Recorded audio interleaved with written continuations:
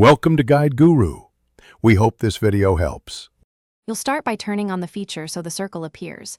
Open Settings, go to Accessibility, then Touch and tap Assistive Touch.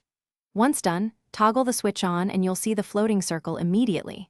Make sure your iPad software is current so options match these screens. If you want quick access, add Accessibility to Control Center. That lets you enable or disable Assistive Touch fast. This step creates the visible control you'll customize in the next section. Now customize how the circle behaves.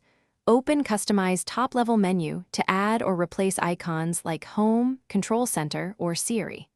Once configured, assign single tap, double tap, long press, and 3D touch actions so common tasks are one touch away.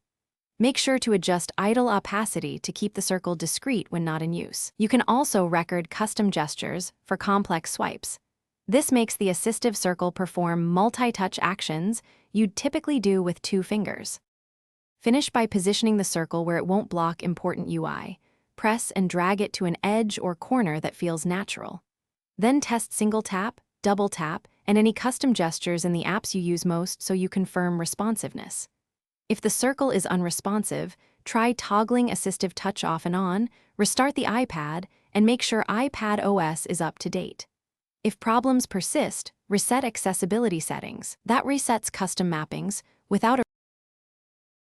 Thanks for watching. Consider subscribing if we helped you today.